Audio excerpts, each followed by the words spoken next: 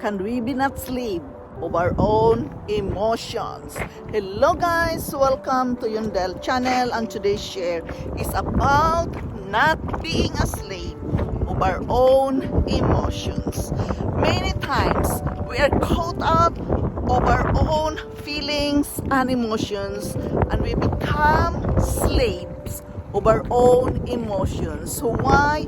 Because we all have weaknesses in our life that it is very difficult to conquer sometimes. We must not be a slave of our own emotions, guys, by being aware what we are thinking and what we are feeling. Have some limitation. Think well, so you will not become a slave of your own emotions. It is what it is. We are all human beings and we have all our weaknesses. The most important is we are aware what we are thinking, what we are feeling at this very moment. What does it mean to be a slave of our emotions? Our emotions have a significant impact and power over our choices and actions, and we can either become a master or a slave of them. When we are a slave to our emotion, we live in the now. See issues through the lens of ourselves. We are not rational and are generally not pleasant to be around. To control, this is not to be a slave of our emotions. We must control our emotions. We must practice our focus, our attention on a neutral sensation like feeling the breathing in and out of the nostrils. Therefore, guys, it is very important, the mindful meditation, because it is important that we know how to concentrate when we are breathing in and out. It is like the repetition of the sound. Yes, the sound of your breath, the sound of your emotions. We must put a name into it and write it down. The repetition of a sound of what we call the mantra. Being an emotional person and leading with the heart can both be a great qualities. Learning into our feelings allow us to more self-aware and helps connect us to others. But if we allow our emotions to dictate how we live our lives, it can lead us to anxiety, depression, and we have a negative impact. Therefore, it is very important that we must not be a slave of our own emotions. We must validate our emotions. We must find ourselves riding the wave of emotions. It's important not to dismiss the feelings. We must validate them instead. We allow them to be, serious and have a voice. Have a voice of your own feeling. Name it and write it down. Verbalize it. It is important because feeling our emotion is an important part of our life. It's what we do. We do deem that we can create problems. It's that, guys, when we don't have control with our emotions, if we are slave of our own emotions, it creates us problem. We must be aware of our triggers. Yes, when we know we struggle with specific emotions such as anger, jealousy, or anxiety, it is very important.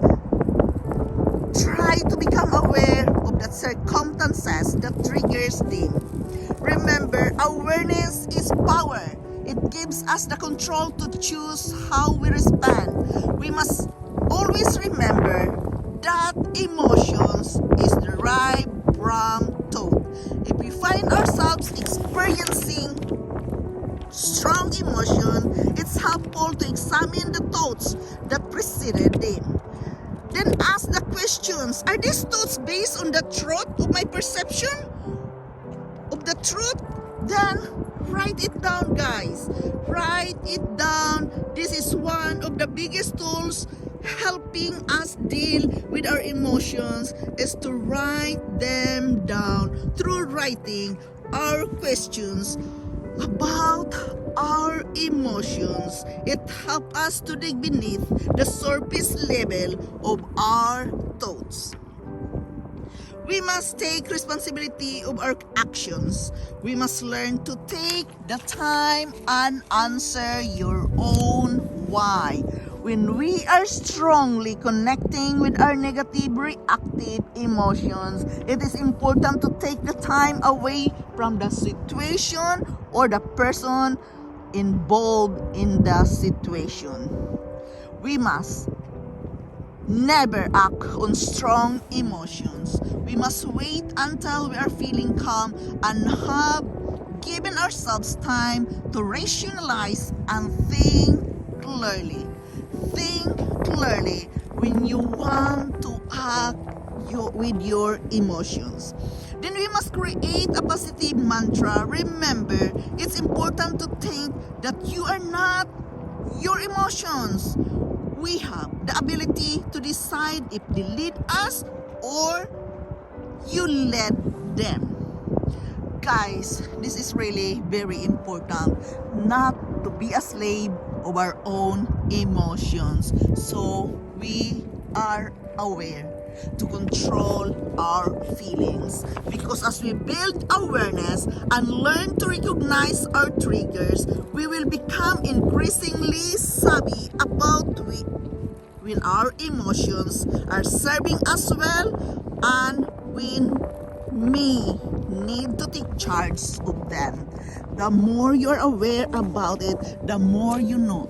Is your emotions serving you well, or your emotions are taking charge of your feelings?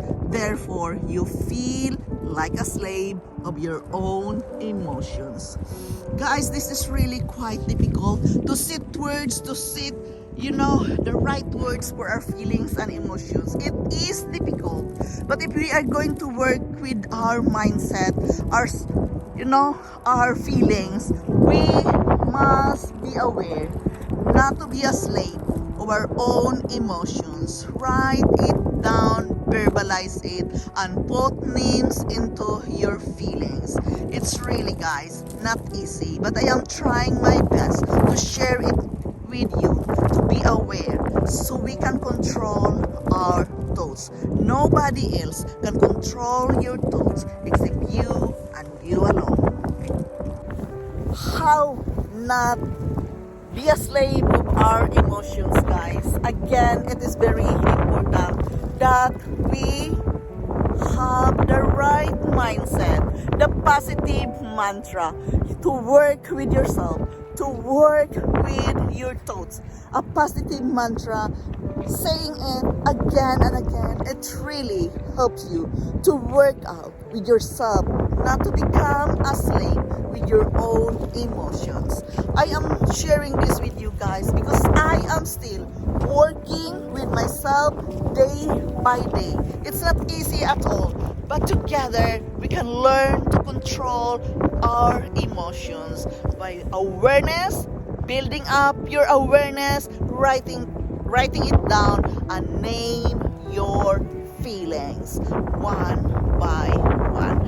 Again, guys, this is Yundel. Thank you so much for listening here. Thank you so much for following me here in this channel. I am forever grateful to each and every one of you. Thank you so much, guys. I love you all, and remember not to be a slave of your own emotions. I love you all, and bye-bye.